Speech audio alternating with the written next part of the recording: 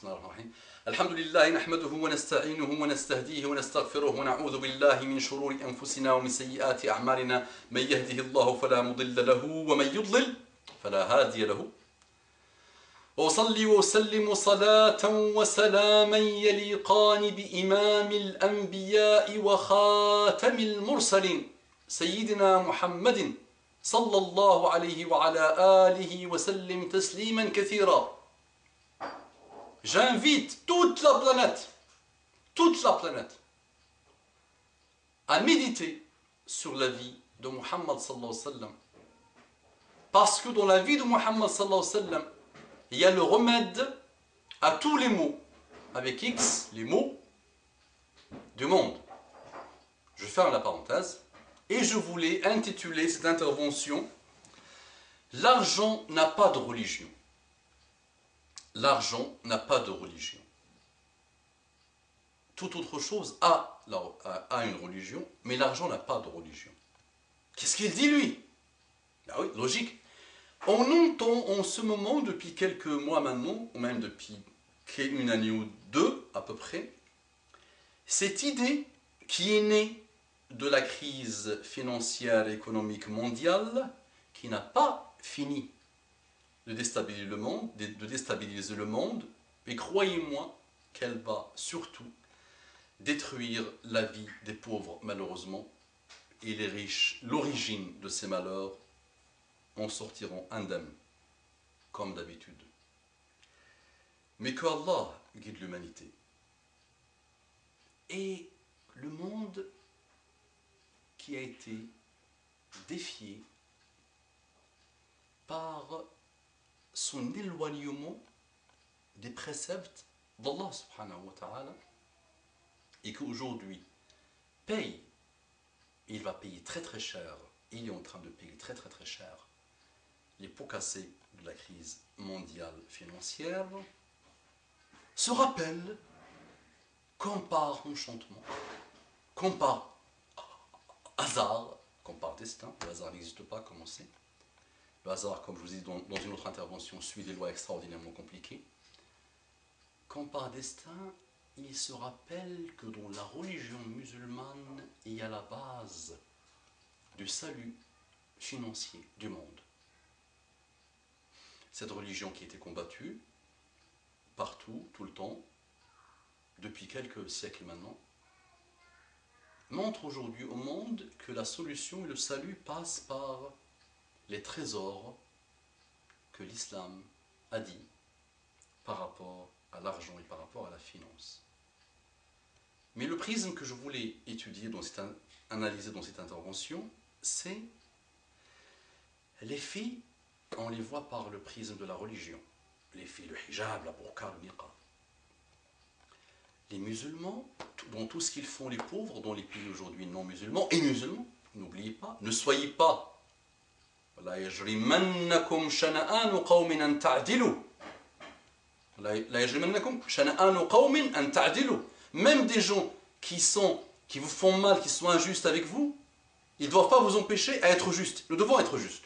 Ce n'est pas que dans les pays non musulmans que les musulmans souffrent, ou qu'ils souffrent de quelques détails, pas tout, alhamdoulilah, mais regardez ce qui se passe aussi dans les pays musulmans, vous allez être étonnés. C'est même pire parfois. Ça, c'est aussi l'adl, la justice. Qu'est-ce que je voulais dire? J'ai oublié ce que j'ai voulu dire. J'ai perdu le fil de ma pensée. Ah oui, donc je disais que on voit les musulmans, à chaque fois on parle de religion, des beurs, des jeunes qui n'ont rien à voir avec l'islam, et on parle de musulmans à chaque fois. Et l'argent n'a pas de religion, puisque la France est en train d'adapter ses lois à la charia de la finance. Extraordinaire. La France, les médias français et européens parlent tout le temps de la charia comme quelque chose d'extraordinairement lourd, méchant. Maintenant, elle adapte ses lois. Allez comprendre. Et c'est pour ça que je dis, la religion. L'argent n'a pas de religion. Eh oui. Pourquoi? Les milliards. La France a regretté que l'Angleterre l'a battu dans le domaine, parce que ça fait 7 ans que l'Angleterre s'est ouverte aux banques islamiques et que ça se passe très très très bien là-bas et qu'ils ont raflé la mise. Ils ont raflé quoi? Ils ont raflé des milliers de milliards des pays de la péninsule arabique.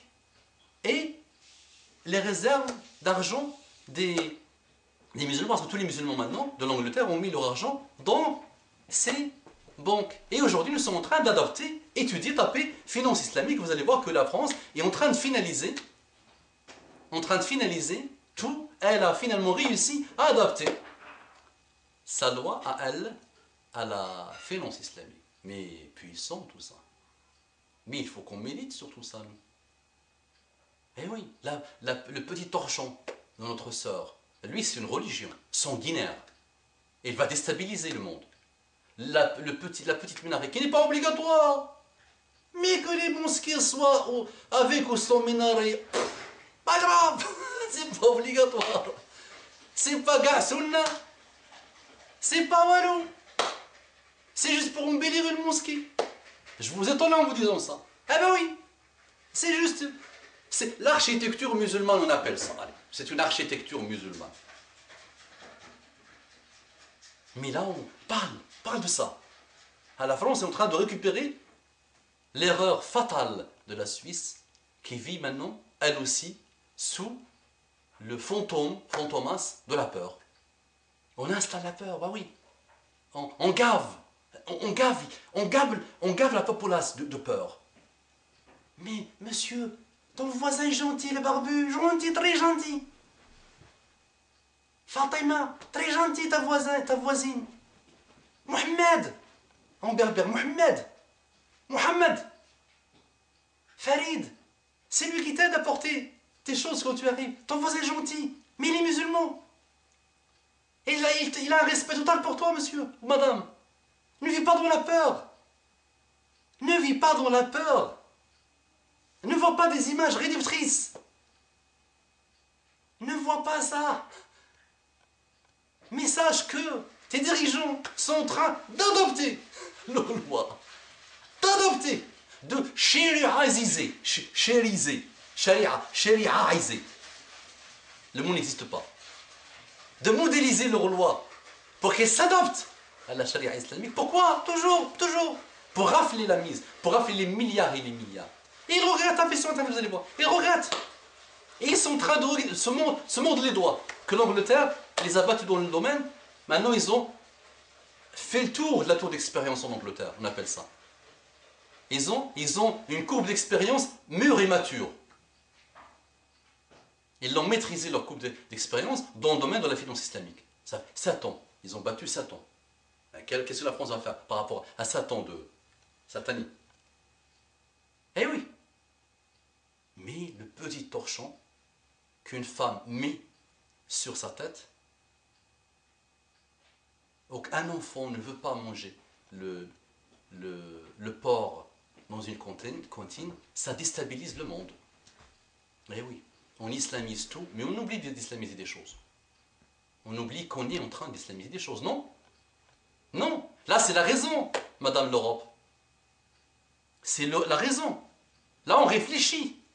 Oui, vous avez atteint des niveaux louables de puissance et de civilisation et de connaissance et d'invention. Louables, c'est vrai. Et c'est bien. Et on vous salue au passage. Mais là, je vous parle avec vos raisonnements, avec vos logiques à vous, avec le cerveau. Eh oui. Donc c'est vrai que l'argent n'a pas de religion. Mais autre chose a la religion. Pourquoi vous voulez pas faire la paix? Pourquoi vous ne voulez pas transmettre dans les médias, et vous savez qui tire les ficelles, vous le savez très bien, pourquoi vous ne voulez pas véhiculer un message de paix? Regardez ce qui s'est passé en Hollande, le pays qui était le plus tolérant au monde. Regardez aujourd'hui où il est arrivé. Regardez ce qui se passe. Vous rajoutez la haine à la haine, et la haine va vous exploser sur le visage. Je vous le dis. Et des gens comme moi veulent juste vous rappeler à l'ordre et vous dire il y a un autre message qui ne peut vous apporter que la paix, la tolérance et l'amour. Testez-le, vous allez voir. Changez une méthode qui ne marche pas. On ne change pas une méthode qui marche, oui, mais on la fait évoluer, mais on change une méthode qui ne marche pas. Je vous dis, moi, vos méthodes ne marchent pas, changez-les. أقول قولي هذا وأستغفر الله لكم فاستغفروه إنه كان غفارا رحيما اللهم صل على محمد النبي الأمي وعلى آله وسلم تسليما كثيرا.